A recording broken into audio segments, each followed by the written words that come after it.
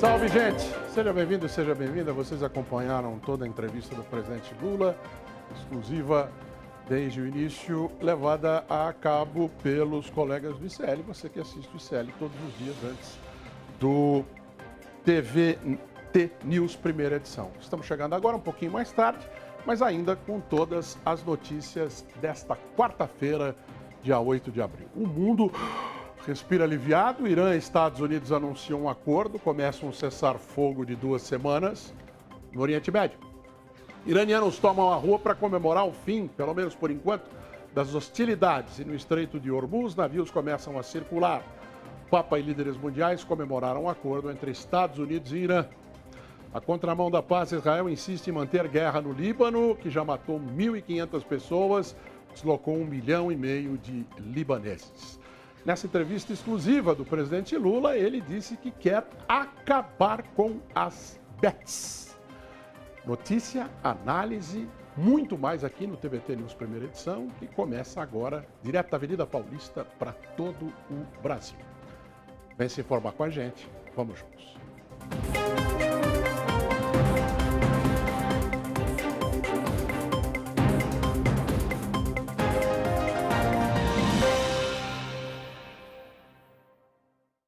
Antes de tudo e qualquer coisa, Thalita Galli, melhore, mas não tenha pressa. Melhore, ela sentiu mal ontem à noite, com princípio de gripe e tal. Melhore, mas não tenha pressa. Queremos você bem aqui para estar de volta ao comando do TVT News primeira edição. O Irã selou um acordo de pausa na guerra num comunicado na televisão estatal. Mensagem do Conselho Supremo de Segurança Nacional veio depois do acordo de cessar-fogo de 2 semanas entre Teherã e Estados Unidos. No comunicado, o regime informou que derrotou o inimigo na guerra e classificou o conflito como ilegal e criminoso contra o povo iraniano. A declaração também anuncia negociações em Islamabad para consolidar um acordo político no prazo de até 15 dias. Ao mesmo tempo, o governo adotou um tom de alerta, dizendo que as mãos estão no gatilho e que qualquer erro do adversário será respondido com força total. Milhares de iranianos e iranianas foram às ruas para comemorar o anúncio da pausa no conflito, que durou mais de 5 semanas. Faltando 1 hora e 25 minutos para o tal ataque prometido por Donald Trump, ele anunciou numa publicação na Truth Social, a tal da rede social em que só ele escreve, que suspendeu os ataques por 2 semanas. O ultimato dado por Washington era para a abertura do Estreito de Hormuz. Trump disse que aceitou o pedido do Paquistão para suspender o uso da força destrutiva que seria empregada esta noite contra o Irã. Trump continuou ali no texto. Isso será um cessar-fogo bilateral. O motivo é que já alcançamos e superamos todos os objetivos militares. Estamos muito avançados em um acordo definitivo sobre uma paz de longo prazo com o Irã e no Oriente Médio. Recebemos uma proposta de 10 pontos do Irã, acreditamos que é uma base viável para a negociação. Quase todos os pontos do conflito passado já foram acordados entre Estados Unidos e Irã, segue o texto lá atrás do Trump, mas esse período de 2 semanas vai permitir que o acordo seja finalizado e concluído. A Casa Branca fugiu do tom diplomático, classificou como uma vitória o cessar-fogo. Porta-voz do governo Caroline Leavitt afirmou numa publicação na Rede X que esta é uma vitória para os Estados Unidos, tornada possível pelo presidente Trump e pelo nosso incrível aparato militar. Desde o início da operação Epic Fury, o presidente Trump estimou que seria uma operação de 4 a 3 semanas, graças às capacidades extraordinárias dos nossos militares, alcançamos e superamos nossos objetivos em 38 dias. O preço do petróleo despencou depois do anúncio entre Irã e Estados Unidos. E para saber mais, você pode entrar na nossa página apontando a câmera aqui para esse QR Code que está aqui. Você vai direto para as páginas em que as informações estão aparecendo em tvtnews.com.br. Está aqui, como todos os dias, a Laura Capriglione, que vai conversar conosco a respeito dessa, Laura, esta vitória gigante dos Estados Unidos, segundo a porta-voz. Nem o Trump teve coragem de dizer isso na mensagem dela, mas a porta-voz teve. Bom dia para você. Bom dia, Edu. Um beijo para a Thalita. Thalita melhora logo e volta. Bom, uma vitória terrível, incrível, maravilhosa do povo iraniano, né? Quer dizer, vamos lembrar, esse Trump que anunciou esse arrego agora, porque é isso, ele arregou, esse Trump que anunciou o arrego é o Trump que prometeu lá atrás, há 5 semanas, que ia destruir o Irã rapidamente. E a resistência do povo iraniano, que enfrentou o assassinato, logo no primeiro dia, o assassinato do seu líder máximo, Ali Khamenei, que hoje está fazendo, aliás, 40 dias da morte do Ali Khamenei. Esse povo, em vez de se intimidar, em vez de se assustar, esse povo saiu às ruas. Mas não só saiu às ruas, porque sair às ruas é muito importante, é muito fundamental, mas é um povo que ao longo desse período todo se preparou para esse combate. Então eu acho que a verdade é a seguinte, o Império piscou. Aqueles que achavam que o Irã ia ser como foi a Venezuela, infelizmente para a América Latina, que não conseguiu, não deu tempo de se preparar da maneira como era devida, mas achou que ia enfrentar uma Venezuela, enfrentou um povo orgulhoso, um povo armado, um povo preparado e um povo unido. Então eu acho que, vamos lembrar, o que o Trump queria no começo era o quê? Era que mudança do regime. Mudança do regime. Eles achavam que matando o Ali Khamenei, olha só, isso aconteceu ontem, matando o Ali Khamenei, a oposição iraniana ia se levantar e, de repente, ia até colocar o filho do Shah Reza Pahlavi, que é um playboyzinho que vive no jet set internacional, que esse cara ia virar o presidente. Tudo deu errado, tudo foi um fiasco. Então, parabéns para o povo iraniano, parabéns para a luta anti-imperialista. É possível vencer o exército mais poderoso do mundo com um povo unido e com sentido de destino. Eles pegaram e falaram, não, e foi incrível ontem, né? Ontem a gente viu cenas emocionantes. Quer dizer, os Estados Unidos falando, nós vamos acabar com vocês, nós vamos pegar e fazer vocês voltarem para a Idade da Pedra. Tratou os iranianos como animais, prometeu destruir pontes, prometeu destruir viadutos. O que os iranianos fizeram? Foram para cima das pontes, manifestações lindas embaixo das bandeiras do Irã, falando, se é para atacar, ataca nós aqui. E os Estados Unidos não tiveram. Essa cena é incrível. As pontes das cidades do Irã ocupadas pelo povo desafiador, o povo orgulhoso. Então, uma vitória incrível, maravilhosa, e eu estou muito feliz hoje. Começa a guerra de 12 dias, nós vamos acabar com todo o arsenal do Irã. Terminou a guerra, continuou o Irã produzindo tudo aquilo que... É exatamente o que produzia, fosse militar ou não, continua produzindo. Agora nós vamos acabar com o regime. Mataram o Khamenei, o regime continua. Agora nós vamos... Eles têm que entregar tudo que eles têm de material nuclear. Não entregaram, tudo continua como antes. Eles têm que abrir o Estreito de Hormuz. Eles não abriram depois do cessar-fogo. E aí a porta-voz da Casa Branca disse que foi uma vitória militar gigantesca. Vamos ver se o comandante Farinazzo concorda. O comandante Farinazzo, como sempre tem feito desde o início dessa guerra, está conosco para falar um pouco mais sobre isso. Eu queria saber logo se ele se surpreendeu com a história lá, comandante. Bom dia, Eduardo. Bom dia, ouvintes da TVT. Bom dia. Não dá para acreditar, porque a gente tem aí Astana, né, na Síria, a gente tem aí Minsk 1 e Minsk 2 na Ucrânia, e a gente sabe como é que acabou, né? Agora, toda vez que tem, eu considero isso aí uma trégua, né? Toda vez que tem uma trégua na vida militar, você se prepara, você reposiciona tropas, você reabastece as unidades, você fabrica mais armas, né? Você estuda novas táticas e por aí vai. Se os Estados Unidos está preparando uma armadilha, o Irã também está preparando suas defesas, né? E que elas já se provaram bastante eficazes nessa guerra. Vou passar a palavra para a Laura para fazer pergunta para o senhor, comandante. Comandante, muito bom falar com o senhor. Acompanhei ontem a live de vocês, parabéns, uma live vitoriosíssima com o Rodolfo Laterza, foi muito linda. Ela é muito bom. Mas eu queria perguntar para o senhor, qual o papel que Israel vai jogar agora nesse momento da guerra, dessa trégua? Porque a gente está vendo que Israel não está muito disposto a manter a trégua, tá? Já hoje atacou o Líbano fortemente. Então, eu queria que o senhor que o senhor esclarecesse para a gente qual vai ser o papel desse proxy, ou sei lá, desse grande agente guerreiro que hoje é Israel.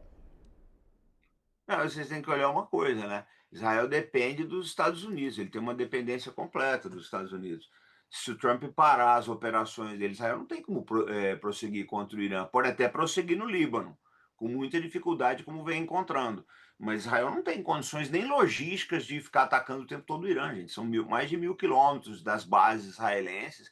Se acontecer de uma aeronave israelense ser abatida aí, que é uma possibilidade, eles dependeriam completamente de operações combate-SAR dos Estados Unidos para apoiar. Então, eu não acho que o Netanyahu vai poder fazer muita coisa, não. Mas como eu não acredito nesse cessar-fogo, não acredito muito nessa trégua aí, eu penso que o Netanyahu vai procurar outros meios aí de prosseguir nas operações dele, né? Precisa ver como é que a sociedade, até onde a sociedade israelense está disposta a ir com o Netanyahu, né? Porque as coisas estão bastante difíceis para Israel. Ontem à noite o senhor estava esperando que a ameaça fosse cumprida ou já estava também fazendo aquela conta do taco, né? Do always chickens out, como fala do presidente Trump? O Trump, ele sempre amarela, né, gente? A gente sabe disso. Ele é incapaz, né? Não é uma pessoa com planejamento de longo prazo. O Trump vive por dia para as próximas 2 horas. Ele vive, a vida dele é planejada em função das próximas 2 horas. Ele não é uma pessoa de visão estratégica, não é um Franklin Delano Roosevelt, né? Não é um Abraham Lincoln. Essa geração nos Estados Unidos não volta mais, né, pessoal? Hoje em dia você tem presidentes aí que são eleitos com base aí na aprovação de redes sociais. Ninguém está preocupado com o histórico da pessoa, com a visão social que a mesma tem, com as articulações políticas. Essa vai ser dessa mediocridade para frente. Eu acho o seguinte, que o abismo em que a democracia americana ela mergulhou não sai mais. É daí para pior. Nós ainda vamos sentir saudade de Donald Trump, como já estamos sentindo saudade de Joe Biden, que também não valia nada, né? Bom. Eu queria perguntar para o senhor o quanto bem ou mal, tudo bem, a gente pode não acreditar muito nesse cessar-fogo e nem na honestidade de princípios do Trump, mas a gente sabe que ele foi derrotado. Para quem pegava e achava que como o senhor mesmo, desde o início do conflito, tem prognosticado, né? Quer dizer, os Estados Unidos entraram nessa guerra, um poder fantástico militar, e, no entanto, enfrentou uma resistência inteligentíssima do Irã. Quanto que o senhor acha que essa piscada que o Trump deu agora tem a ver com essa crise que deve estar tendo no Pentágono, em todo o setor militar americano, com essas demissões, essa coisa toda? Como que o senhor acha que essa desorganização do poderio bélico americano pode estar relacionado a esse pedido de cessar-fogo? Não, eu acho que o Trump ele não faz esses cálculos. Ele pouco se importa com o Pentágono, com os militares americanos, ou mesmo com os Estados Unidos. Ele está pensando na cabeça dele, né? Porque o que vai acontecer é o seguinte: se essa crise se expandir e ele perder as midterms, pode acontecer tudo com ele. Laura, a gente nunca pode esquecer que o Richard Nixon renunciou para não ir para a cadeia. Renunciou para não ir para a cadeia, porque o pessoal tinha avisado ele: você vai preso, você vai ser o primeiro presidente americano a ser preso. Então ele preferiu, né, sair pela janela. O Trump já está vendo isso daí, ele tá vendo o desastre que vai acabar acontecendo aí, né? Eu não duvido, sinceramente, vocês comecem a olhar mais para o J.D. Vance aí, o vice dele, que eu não duvido que esse moço acabe assumindo a presidência dos Estados Unidos. Nós estamos à beira de um desastre. Pessoal, as pessoas às vezes não conseguem quantificar a profundidade do desastre dos Estados Unidos. Não, um homem como Donald Trump jamais poderia chegar à presidência de qualquer país que fosse, muito menos um país com armas nucleares como os Estados Unidos. Ele é completamente despreparado, uma pessoa sem nenhuma sofisticação intelectual, sem visão estratégica, né? Com nenhuma capacidade de articulação diplomática, um desastre de comunicação com os outros países. Você vê que a Europa, que sempre ficou do lado dos Estados Unidos nas suas aventuras militares, dessa vez tirou o time. Olha, o que eu vi acontecer, essa rebelião que eu vi de diversos países aí, a gente só encontrou paralelo na Guerra do Vietnã. Porque no Vietnã quem apoiou os Estados Unidos foi a Coreia do Sul, né, que tinha lá um ditador fascista lá, foi a Austrália, a Tailândia, os países mais próximos ali. Mas ninguém da Europa quis se meter nessa aventura militar, nem o Reino Unido. Então, há um paralelo com relação a isso. É uma aventura completamente irresponsável, né? Eu penso dessa forma. Acho que o que o Trump está vendo é que o governo dele pode se arruinar daqui para frente, né? Coronel, eu sei que o senhor está com o tempo apertado hoje, a gente não podia deixar de dar uma palavrinha com o senhor. Já está feito o convite para a próxima, como a gente tem feito toda semana. E por hoje eu queria agradecer muito a sua participação. Deixa eu só fazer uma última perguntinha, por favor. Pode falar, dá tempo, Laura. Pode falar, dá tempo. A gente consegue. Eu queria perguntar para o senhor qual foi o papel da China nessa proposta de trégua aí dessas 2 semanas. Qual foi o jogo chinês nessa vitória provisória do Irã aí? Paquistão é China, né? Ele falou isso antes. O Paquistão é porta-voz. Então, eu acho que... E a China, ela vai, como sempre, sair como grande vencedor, né, Laura? Porque a credibilidade americana ficou extremamente arranhada, o Irã está vendendo petróleo em yuans, né? A China, ela vai vir com uma proposta de reconciliação e reconstrução para esse país do Golfo, eu não tenho a menor dúvida, eu não tenho dúvidas a respeito disso. Então, eu penso que o Paquistão ele fez essa oferta aí com base na... Você tem que olhar uma coisa, é uma coisa interessante nisso. O Paquistão sempre teve, isso há mais de meio século, um papel importantíssimo nas relações da China com o Ocidente. Você quer ver um negócio? Pouca gente sabe. Quando o Kissinger fez a primeira visita à China, não a visita do Nixon em 72, a visita que ele começou em 71, a fazer a preparação da aproximação. Ele fez uma viagem ao Paquistão, ele estaria oficialmente em viagem ao Paquistão e desapareceu por 2 dias. Alegou mal-estar, doença. Nesses 2 dias, o jato dele foi para Pequim e ele começou as negociações. E o Kissinger, vamos ser sinceros, eu falo sempre, eu sei que o pessoal não gosta do Kissinger, você tem que reconhecer a habilidade diplomática e estratégica desse homem. Então, ele, no Paquistão, o governo do Paquistão deu todo o apoio. Ele oficialmente estava no Paquistão, mas na verdade estava em Pequim negociando com o Zhou Enlai e com o Mao. Então, assim, o Paquistão é histórico, né, essa relação do Paquistão com a China, e os chineses, gente, eles têm uma tendência a estabelecer relações duradouras. Se não houver nenhum estresse no caminho, as relações vão durar por décadas aí. Eu acredito que o Paquistão agiu aí em coordenação com a China. Eu penso muito nisso. Acho bem Obrigado. Mas nós teremos dias interessantes, né, Eduardo? Por isso que o senhor vai voltar. É por isso. É só por isso. Não por mais nada. Obrigado, comandante. Volte sempre. Obrigada, comandante. Um abraço, gente. Bom serviço para vocês aí. Comandante Farinazzo sempre conosco aqui. Aliás, desde o início dessa guerra toda a semana. Uma informação de momento. Às 12h04, também conhecidos como 12h04, o real brasileiro vale, o dólar vale R$ 5,10. Não havia chegado nesse patamar há muito tempo. Deixa eu ver aqui, 5 anos atrás, nós tivemos em 2025 um patamar de 6, em 2024 nós tivemos R$ 5,20, dia 20 de abril de 2024. De lá para cá, nunca esteve tão baixo com relação ao preço do dólar. Um detalhe que o comandante falou agora há pouco, Israel bombardeou Beirute num ataque, entre aspas, devastador, que, segundo as autoridades, deixou centenas de vítimas entre mortos e feridos. Também houve ataque no sul do Líbano, mesmo após o anúncio de cessar-fogo com o Irã. Pelo menos 8 pessoas morreram em um bombardeio na cidade de Sidon, poucas horas antes da trégua ser confirmada. Desde o início da invasão israelense, 1.530 pessoas morreram no Líbano pelos números oficiais. Israel apoiou o cessar-fogo entre Estados Unidos e Irã, mas excluiu por conta própria as ações no Líbano. Com a continuidade dos ataques israelenses, os moradores permanecem apreensivos. O conflito na região já dura cerca de 6 semanas. Até agora, o Hezbollah não respondeu aos ataques e evita escalar o confronto, enquanto a posição do grupo ainda é aguardada. 2 navios cruzaram o Estreito de Hormuz depois da reabertura da passagem, sinalizando a retomada parcial do tráfego na região. O primeiro com a bandeira da Libéria, que é uma bandeira muito utilizada para negócios internacionais, e o segundo de bandeira grega, igualmente. Uma iniciativa da França articular e organizar o fluxo marítimo na região está acontecendo.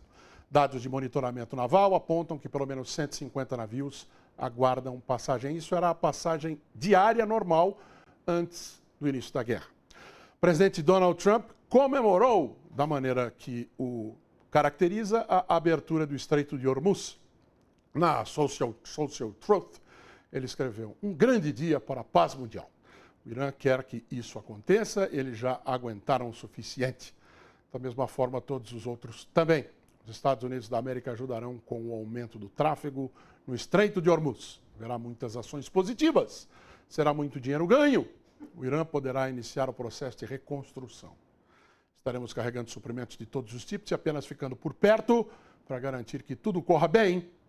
Estou confiante de que ocorrerá. Assim como estamos vivenciando nos Estados Unidos, esta pode ser a era do ouro do Oriente Médio. Era do ouro no Oriente Médio. Laura Caprilho.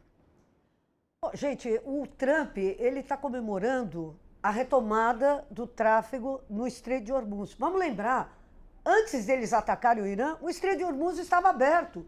Estava tudo acontecendo. Por que esta guerra? É isso que os Estados Unidos, o povo americano, está se perguntando até agora. Quer dizer, por que houve a guerra? Para abrir o Estreito de Hormuz? Mas ele já estava aberto antes. Para que você atacou? Daí fechou. Então, aí, quando você atacou, fechou.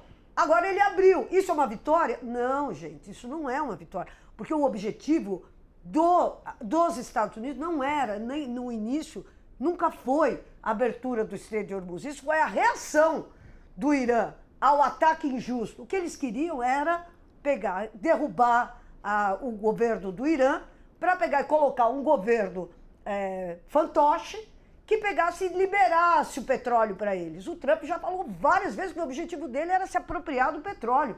Inclusive desfez dos sócios de sempre dele, que é a Europa, que é a Austrália, sempre os cúmplices. Próprios estados Os próprios estados. De petrodólares ali, petroestados. E ele pegou e falou, vocês não estão ajudando a gente, então o butim, ou seja, o saque de guerra é nosso. E é claro que ninguém foi se associar ao Trump depois que ele falou que se derrubar do regime do Irã, o petróleo ia ficar para os Estados Unidos. Então, veja que ele, de fato, ele é um cara incapaz do diálogo, incapaz de construir alianças. E é isso que explica essa...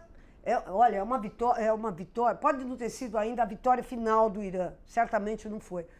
Mas a vitória simbólica, a vitória de imagem é total do Irã. Quer dizer, os Estados Unidos foi derrotado cabalmente até agora. Foi derrotado militarmente e o Trump sempre tentando fazer aquilo que o George Orwell falava, né? No 1984, que é você virar o jogo. Então, uma derrota ele transforma em vitória. Os iranianos derrubam um monte de aviões e ele fala, não, mas nós conseguimos resgatar o piloto, que não apareceu até agora, vamos combinar. Nem foto. Nem foto, não apareceu nada. Ele conseguiu resgatar, cadê o piloto?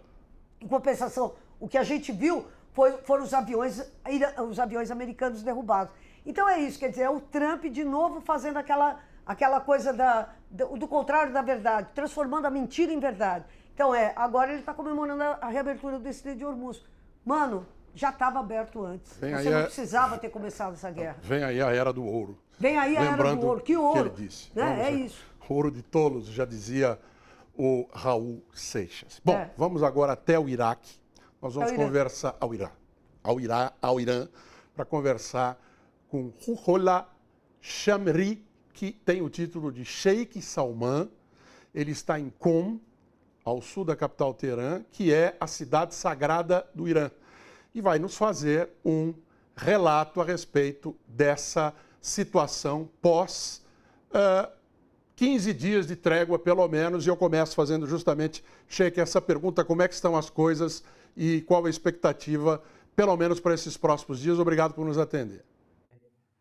Todo mundo esperando uma destruição e atacar forte. Mas aconteceu uma surpresa para todo mundo. O que aconteceu aqui também todo mundo agora sabe isso que 2 semanas ainda tem que parar a guerra para algumas condições que o Irã deu. O Trump aceitou as condições do Irã, 10 condições que o Trump aceitou. Isso mostrando o poder do Irã, que ele entrou numa guerra sem estratégia. Ele, no 5º dia da guerra, falou tem que o Irã se render para parar a guerra. Mas a continuação da guerra mostra uma realidade, que o poder dos iranianos, armas dos iranianos é mais forte, mísseis dos iranianos continuam para atacar, atingindo áreas militares lá. Por isso, o Trump se rendeu e aceitou as condições do Irã. Isso mostrando uma realidade. Ele achava que o Irã é fraco, mas na realidade, no campo das batalhas, da luta, da guerra, ele descobriu que o Irã é mais forte do que ele imaginava. Por isso, ele aceitou as condições do Irã. A personagem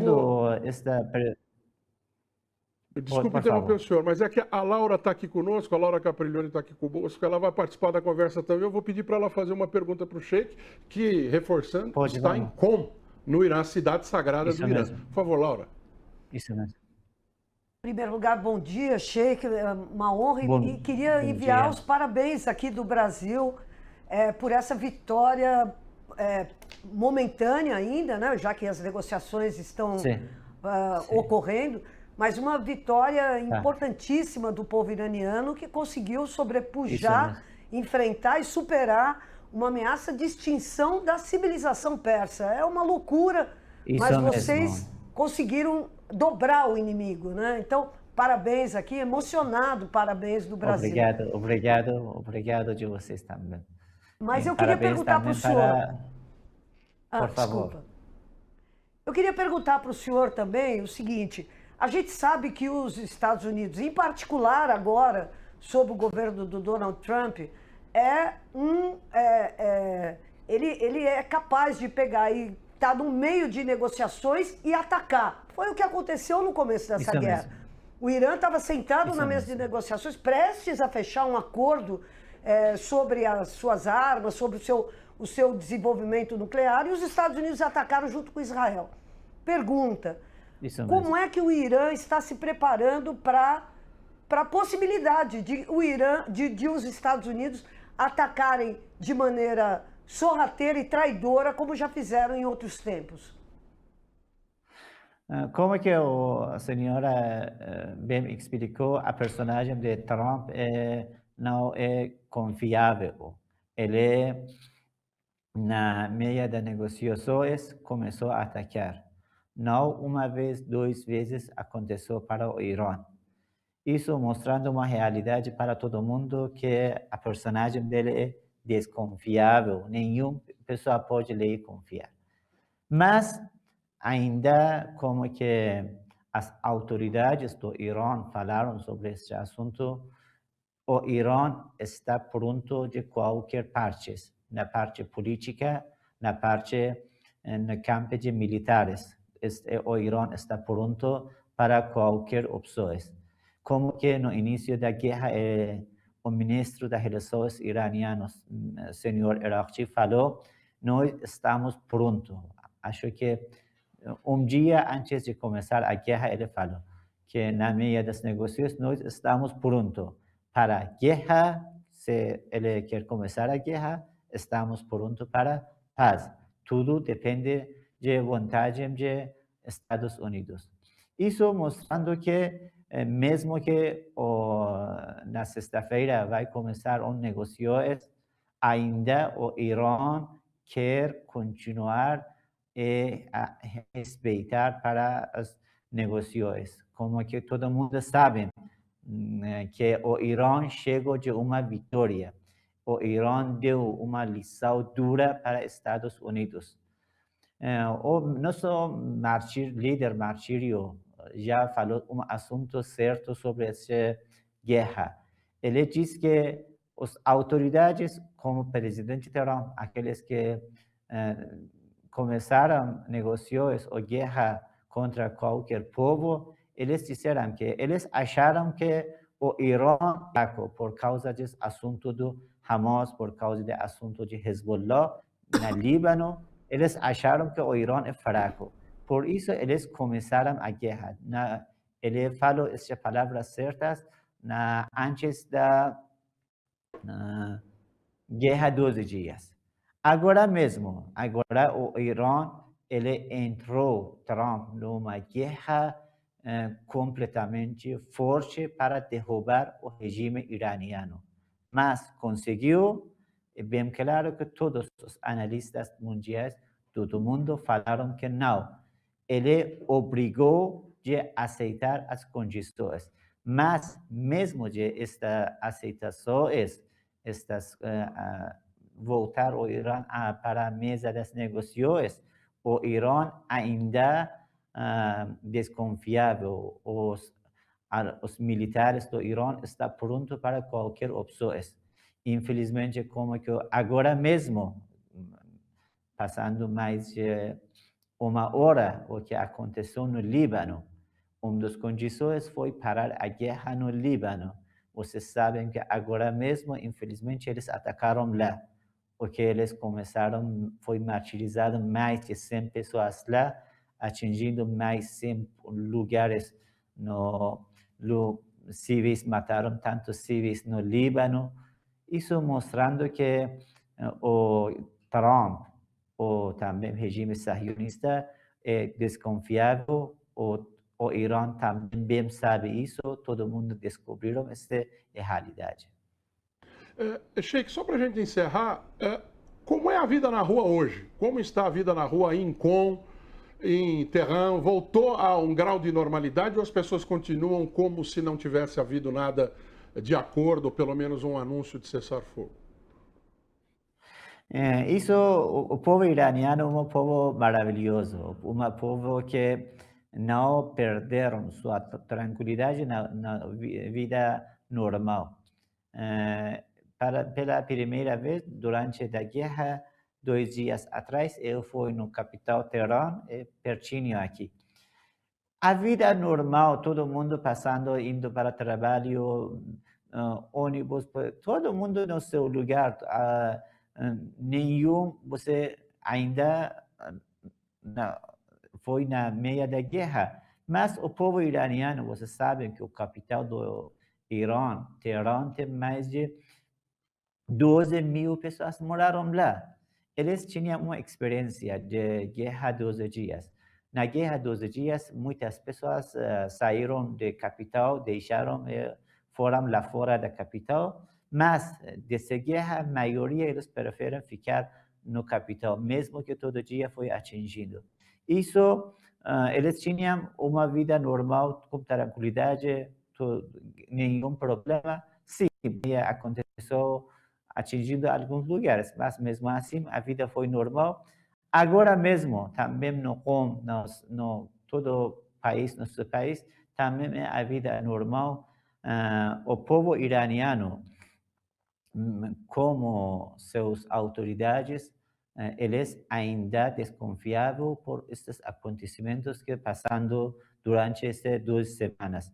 O que vai acontecer, o tempo vai mostrar para todo mundo. Sim, acho que a guerra não vai parar, por causa que ele procurando uma oportunidade para parar um tempo, depois começar de novo. Acho que o Trump não vai respeitar as condições dos iranianos, porque as condições bem fortes, bem claro que alguns deles, estas condições não estão na mão do presidente Trump, que ele aceita ou negar, depende de algumas outras pessoas fora do governo de Trump. Certo. Acho que isso a guerra vai continuar. Infelizmente. Sheikh Salman, direto de Qom, que é a cidade sagrada do Irã, conversando conosco ao vivo aqui no TVT News Primeira Edição. Sheikh, muito obrigado e vamos continuar em contato. De nada. Uma boa tarde e muito obrigado para o senhor. Muito obrigado, boa tarde.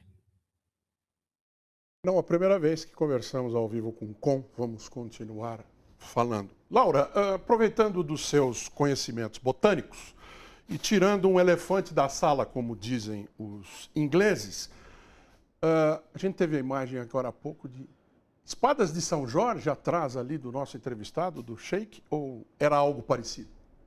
Não, não é. Aquilo lá chama espada de Santa Bárbara, é uma parente da Sim, espada de Santa São Bárbara. Jorge, mas é uma planta que dá muito nessa região, particularmente no norte do Irã. Então, agora, eu já fiz a sugestão. Próxima vez, nós vamos querer o Sheikh falando diante de uma janela para mostrar a cidade, para mostrar como, que afinal de contas é um privilégio a gente estar falando diretamente com um cara do outro lado do mundo. Então, que as janelas se abram e que a gente veja, né, tudo que está acontecendo lá. Mas que é interessante saber que lá a espada de São Jorge, a espada de Santa Bárbara, e aliás vem de lá, a gente descobriu que veio de lá. Muito interessante. Bom, anunciaram e garantiram que o mundo ia se acabar. Por causa disso, minha gente lá em casa começou a rezar. Acreditei nessa conversa mole, pensei que o mundo ia se acabar, fui tratando de me despedir, sem demora fui tratando de aproveitar, beijei a boca de quem não devia, peguei na mão de quem não conhecia, dancei um samba em traje de maiô. E o tal do mundo, professor Lerjane Mihan, muito obrigado por estar conosco, como toda quarta-feira. E o mundo não se acabou, como escreveu Assis Valente, em 1938, cantado por Carmen Miranda. Boa tarde para o senhor. Tudo bem, boa tarde, Laura. Edu, esse é um samba muito bonito, né? Eu conheço essa letra, essa música, é muito bonito. Quero falar do Sheikh, que é meu amigo, ele passou comigo 15 dias, comigo e com a delegação de 30, que nós fomos para o Irã agora, eu voltei de lá tem 2 meses, e ele é muito bom. E olha, Laura, ele não vai poder fazer em outro lugar sem ser nesse pequeno mini estúdio que eles montaram, a meu pedido, inclusive. Este aí é um mini estúdio na Universidade de Teherã. Todo no Irã inteiro não pega o StreamYard, não pega o Zoom, não pega nada. Eles nem com VPN instalado no celular você não tem o desbloqueio. Então só nesse ponto na universidade eles têm lá um programa que consegue quebrar e aí eles conseguem fazer live deste ponto. Eu inclusive que passei para o Sheikh esse contato, né, com o Javad, que é outro colega meu iraniano, o Javad que botou o Sheikh, eu vou entrevistar o Sheikh a partir disso, fazer live na rua não dá. O Sheikh, inclusive, estava naquela escola de Minab, que morreram 180 criancinhas, meninas, ele me ligou de lá, etc, não sei o quê, mandando... Não tem condições de fazer um StreamYard de lá, porque não pega, né? Então, o que eu falei para ele? Faz uma reportagem da escola, mostra a escola em escombros, né? Filma isso, eu crio um streamer, né? Faço no meu canal um programa e passo e vou comentando, etc. Paro, etc. Porque ao vivo é impossível você fazer uma reportagem ao vivo do Irã, a não ser que eles tenham conseguido lá de uma outra maneira, não sei como, mas, assim, de maneira de estúdio para estúdio, eu passei o contato para a Thalita do Sheikh, né? Ele é muito bom, assim, já tem uns 20 anos que é formado. A formação do Sheikh é muito... Eles passam 10 anos estudando na Universidade de Qom. Eu estive lá em Qom, que é o maior centro de formação teológica xiita do mundo, né? Tive com o diretor-geral lá. Eles passam 10 anos estudando, e para chegar aí a atolar, você tem mais 30 ou 40 anos estudando, praticando, né? Então também não é fácil. Ele ainda tem uma jornada muito grande para chegar. Essas imagens, Edu, ontem o povo foi chamado a proteger todos os locais que o Donald Trump disse que bombardearia, pontes e usinas. É impressionante o destemor, a coragem, né? Como é um povo destemido. Eu não encontro um adjetivo, né, para classificar esse. Não tem medo de mísseis.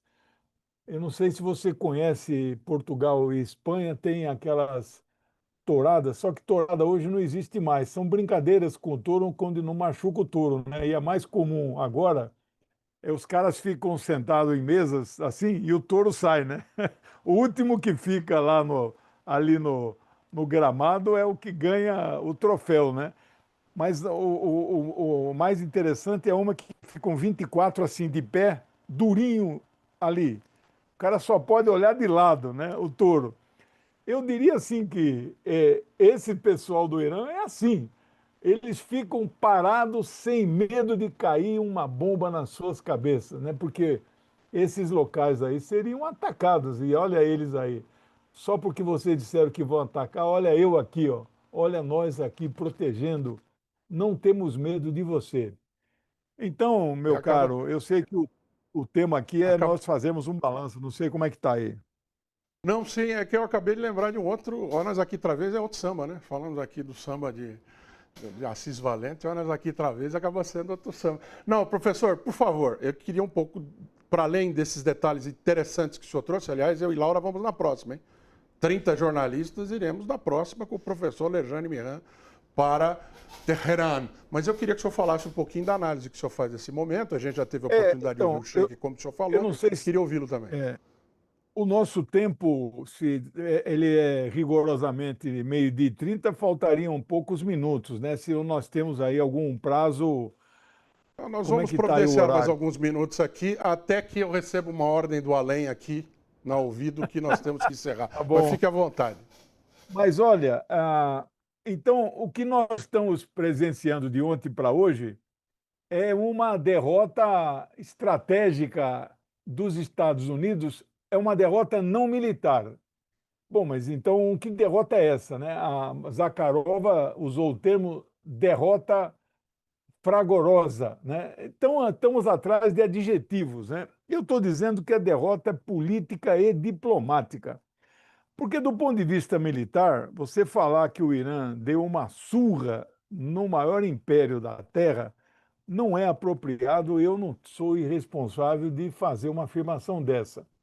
A afirmação que eu fiz desde as 6 da madrugada do dia 28 de fevereiro, a guerra começou às 3, e eu já estava de plantão no 247 com o Zé Reinaldo, 6 horas. Eu fiz a afirmação naquele dia e fiz todos os 40 dias a impossibilidade da vitória dos Estados Unidos. E fiz aqui na nossa TVT o tempo todo. Estados Unidos jamais ganhariam essa guerra. Agora, por outro lado, dizer que o Irã deu uma surra é também, acho que, um pouco de exagero. O Irã teve algumas vitórias militares. Eu, por exemplo, estou com a lista aqui de mais ou menos 12 ou 14 aeronaves que foram abatidas, inclusive o grande cargueiro C-130, não é, de transporte, vários caças, 8 aviões-tanques, não é, e drones. Aqui eu tenho a lista de pelo menos 20. Isso aqui custou 3 bilhões de dólares em armamentos. Uma guerra que custou ao dia 1 bilhão de dólares, portanto, hoje fecha em 40 bilhões, e nós temos aí uma guerra 10 vezes mais cara que a guerra da Ucrânia, que custa, até os dias atuais, 100 milhões de dólares ao dia. Você imagina 4 anos e 2 meses de guerra, e ela continua e não dá sinais de que vai parar. Então, nós estamos vivendo hoje no mundo, digamos assim, um presidente derrotado, humilhado, porque em menos de 24 horas ele saiu ameaçando uma civilização de 7 mil anos de ser apagada da Terra para ter que aceitaram uma trégua de 14 dias, mas eu acho que a guerra não retorna depois disso. Muito difícil, depois de tréguas de 2 semanas, guerras retornarem, né? O sangue esfria, etc. Deixa disso, entra a diplomacia, né? Então, e ele, inclusive, teve que aceitar, discutir os 10 pontos, né? Os 10 pontos que não vamos ter tempo de destrinchar aqui, mas são 10 pontos muito importantes que o Irã apresenta na mesa. E olhando assim do ponto de vista até da ótica dos Estados Unidos, eles são palatáveis, poderão sofrer ajustes de redação.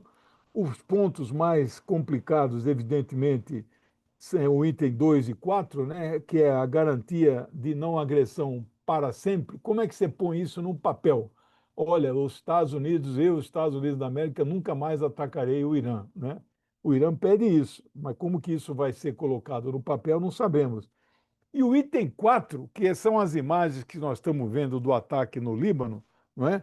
O item 4 é a cessação dos ataques aos aliados do Irã, que são os grupos de resistência, né? O Hezbollah, o Hamas, os Houthis. E, no caso, acabou o cessar-fogo, Israel fez 80 grandes ataques no Líbano e matou dezenas de pessoas, que já ultrapassa mais de 1.400 mortos no Líbano. Eles estão enfrentando dura resistência lá. Eles pretendem chegar até o rio Litani, que são 30 quilômetros além da fronteira. Eles penetraram em solo libanês no máximo 8 quilômetros. A resistência ali está encarniçada. Mas eles têm 3 divisões blindadas de tanques, eles têm aeronaves, né? Então eles estão esmagando, eles vão destruindo as casas. Para vocês terem uma ideia, Edu e Laura, algumas cidades ali fronteiriças, ali é a chamada a região da Galileia. Algumas daquelas aldeias ali do Líbano têm 4.000 anos de história. E Jesus andou por ali, meu amigo.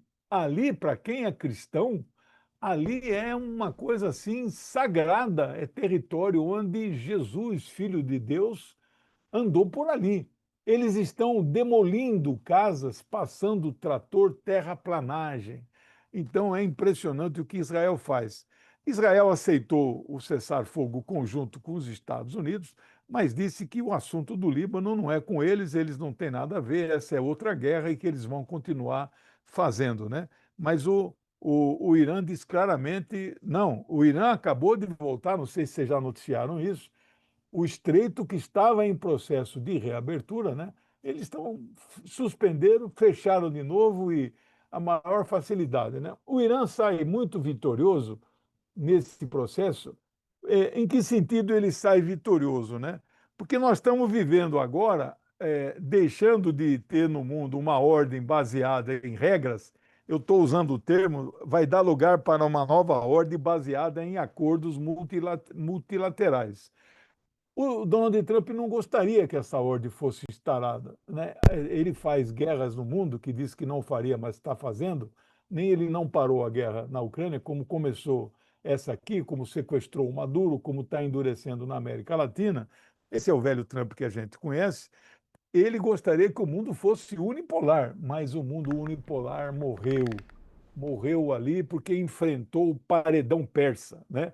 Então, todo o poder da maior armada que o mundo já viu, maior exército que a humanidade já presenciou, foi barrado, né?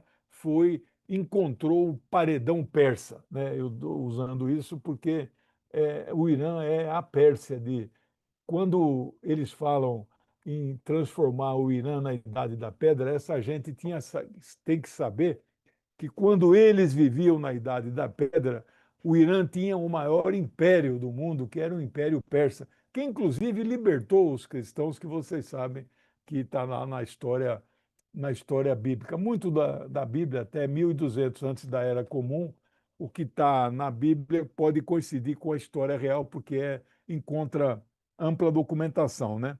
O Irã conseguiu com ele... terminou? Só vou pedir para o senhor completar, porque agora o Além está me dizendo que precisamos Agora o Além chegou. Encerrar. O Irã conseguiu o que queria. Ele parou o bombardeio, mantém o controle de Hormuz. Nós estamos vivendo ali o que eu estou chamando de suecização do Iormutz. Como se fosse o canal de Suez. Um pequeno pedágio de até 2 milhões. Não é todo navio que vai pagar isso.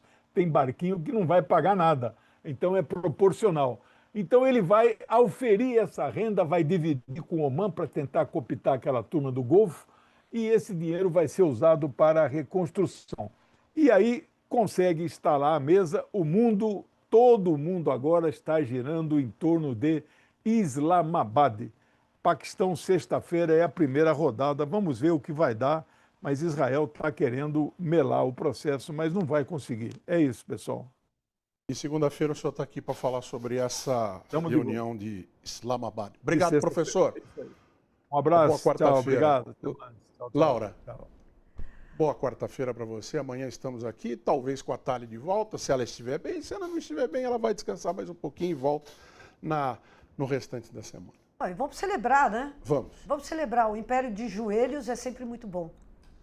Muito bem, tem uma última informação aqui. Você viu entrevista coletiva, não, entrevista exclusiva do presidente Lula agora há pouco, falando do SL Notícias. Nós passamos toda a entrevista também. E ele falou da existência de bets no Brasil, sobre bets, e de acordo com o presidente Lula, o assunto deveria ser tratado como caso de saúde pública. E no que depender de mim, segundo o presidente Lula, eu fecho as bets. Eu tenho discutido esse negócio das bets. Sabe, eu tenho discutido exatamente isso. Se as bets causam mal, que a gente acha que causa, por que a gente não acaba com as bets? Ou você regula para que não tenha tantas bets no Brasil, que você possa ter algumas, se é que tem alguma serventia. O futebol não pode prescindir das bets, mas o futebol viveu um século e meio sem as bets. Sabe? Então, nós estamos tentando discutir isso, querido. Eu quero dizer para você, alto e bom som, olhando para a Câmara ali. O Stuka colocou ali, Câmara Principal. Então, estou aqui vendo a Câmara Principal. Eu quero dizer o seguinte, se depender de mim, presta atenção, se depender de mim, a gente fecha as bets. Se depender de mim. Obviamente que depende do Congresso Nacional, depende de uma discussão. Ontem eu fiz uma reunião muito longa aqui. Sócio de bet, presidente, eles não vão votar. Eu sei. A gente está olhando para o Congresso daqui dessa sala, presidente. Eu sei que eles financiam, eu sei quem tem. Eu só não posso, eu poderia até citar nomes, eu não posso citar nomes, porque eu não sou juiz e não sou policial, eu não posso citar nomes. Mas todo mundo sabe quem são os deputados que estão envolvidos nisso, quem são os partidos que estão envolvidos nisso, quem são os senadores, todo mundo sabe. Então é o seguinte, não é possível a gente continuar com essa jogatina desenfreada. Entrevista concedida pelo presidente Lula agora há pouco. Quero agradecer a sua atenção, você que está no chat, mandando mensagem para cá, você que nos assistiu na TV aberta aqui em São Paulo, 44.1 canal, na TV digital, muito obrigado. Você que está no 555 em todo o país pela Parabólica Digital também, muito obrigado. E você que está pelo YouTube, não só muito obrigado, mas para quem está no YouTube eu peço também, antes de dar a saída, se você não deu ainda, dá o seu like, se inscreve no canal da TVT, ou no TVT News ou no Rede TVT. Quaisquer um dos dois, a gente agradece muito. Também agradeço a sua atenção por estar conosco por qualquer canal, estar discutindo o Brasil e o mundo com a nossa equipe. Amanhã a gente volta às 10h30 e na tarde de hoje, 4 horas, o Dom Ernesto está aqui para apresentar para vocês o TVT News segunda edição. Vão aparecer aqui várias letrinhas, são nomes daqueles e daquelas que fazem a TVT. Muito obrigado, uma boa tarde, até amanhã.